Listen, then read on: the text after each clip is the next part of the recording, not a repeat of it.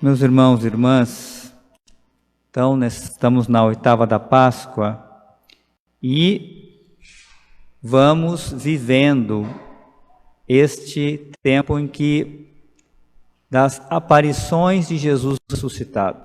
Jesus que vai preparando os apóstolos, os discípulos para a missão da igreja, dando as últimas orientações, graças, concedendo graças, derramamentos do Espírito Santo, preparando para que em Pentecostes, então, inicie a missão da igreja, dando continuidade à sua própria missão.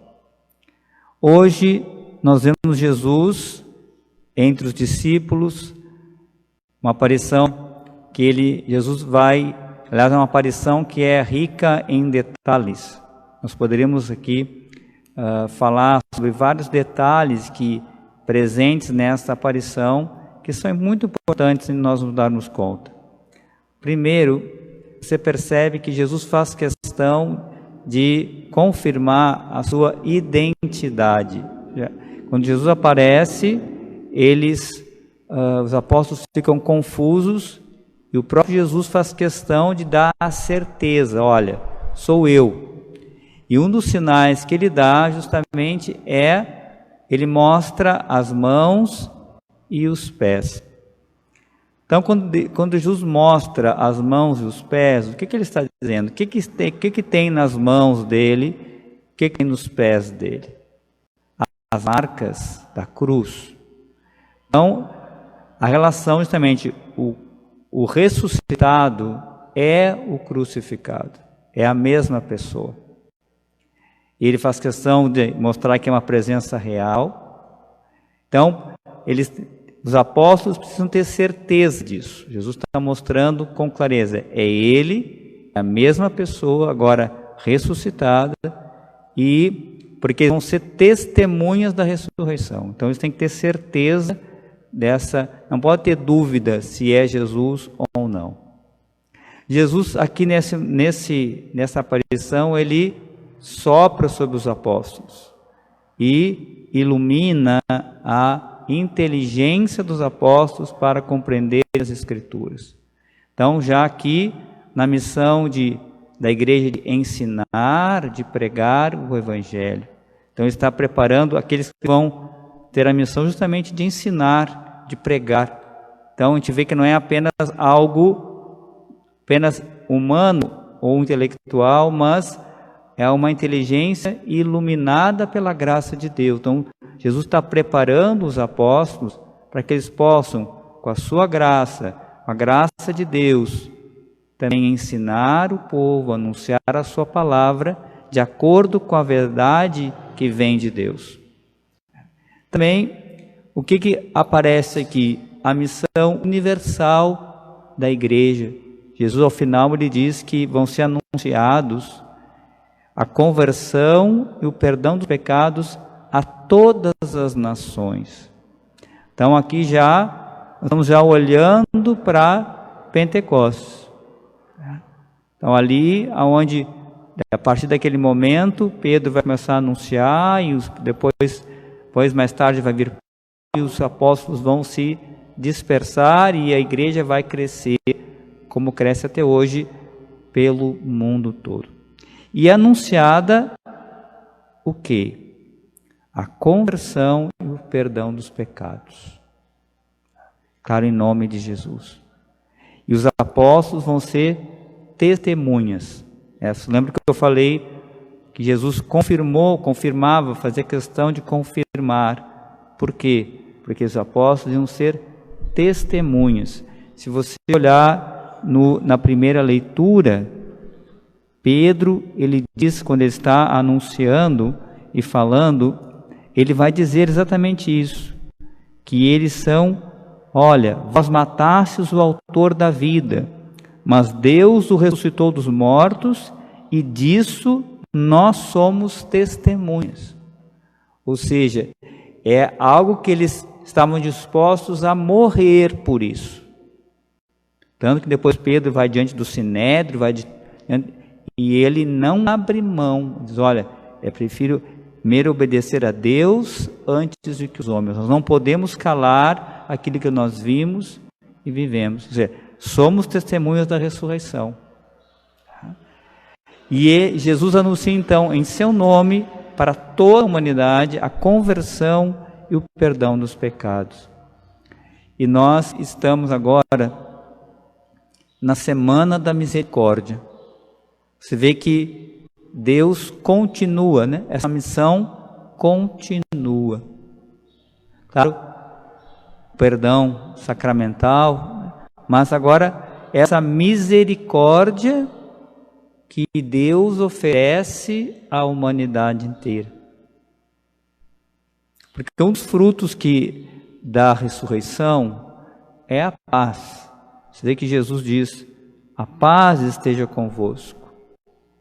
Essa paz do ressuscitado é a paz que nós devemos desejar na missa, na hora da paz. Mas a paz de Cristo, é a paz de Cristo ressuscitado.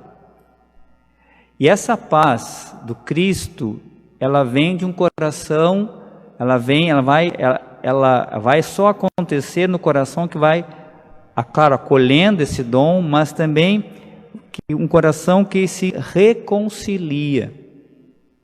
É preciso haver uma reconciliação com Deus em primeiro lugar, uma reconciliação com o irmão, uma reconciliação consigo mesmo.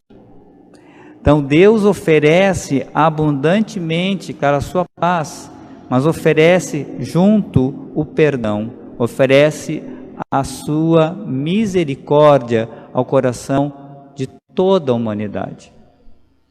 Isso nós vemos também nesse momento que vivemos.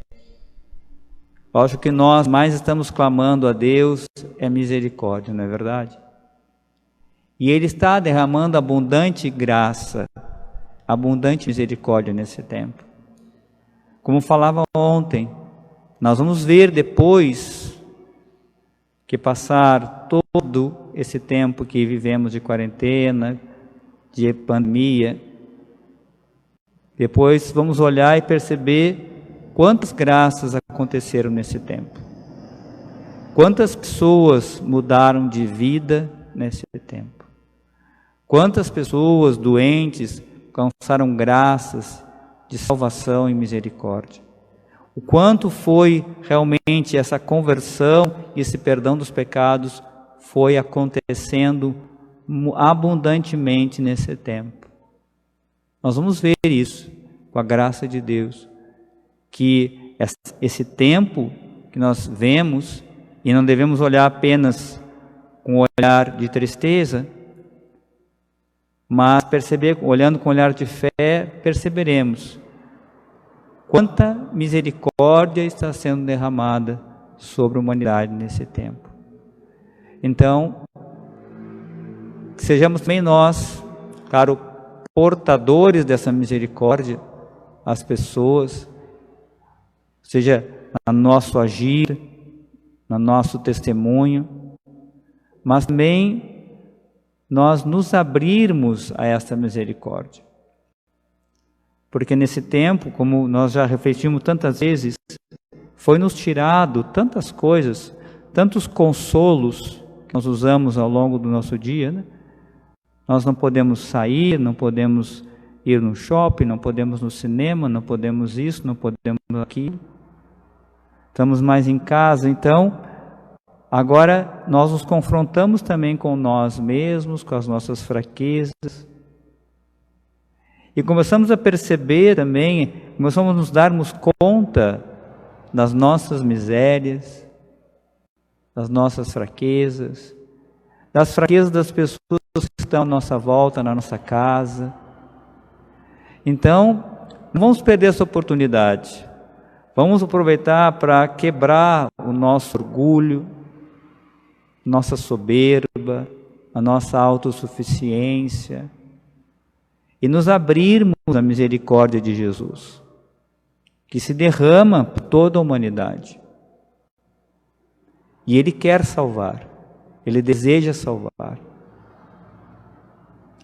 Para terminar, só para exemplificar isso, como Deus quer salvar. Se não me engano, no ano passado, Na minha família eu tive uma experiência assim muito forte dessa misericórdia de Jesus. Eu tinha um tio meu, ele, irmão da minha mãe, ele estava muito afastado de Deus. E ele ficou muito doente. E nesse tempo, minha mãe começou a rezar, sentiu no coração e começou a rezar muitas vezes o terço da misericórdia. Ela não estava em Porto Alegre, estava em outra cidade. E começou a rezar porque ele estava muito mal, pedindo a misericórdia de Deus para ele. E uma vez então ela falou para mim, eu fui lá e consegui dar a unção dos enfermos. Mas depois, eu estava na paróquia, uma outra paróquia, e ela me liga num sábado. Olha, Miguel, fulano precisa ir lá de novo, porque ele precisa se reconciliar. E eu estava assim, né? Bom, enfim, eu fui.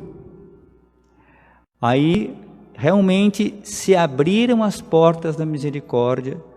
Foi uma graça derramada profundamente. E esse meu tio morreu reconciliado. Então, cheguei no sábado de manhã, a graça aconteceu, unção, confissão, e ele se abriu, uma graça muito grande. E depois, sabe que dia que ele faleceu? No domingo da misericórdia. No sábado, ele recebeu a unção e, se não me engano, na madrugada do domingo, ele faleceu.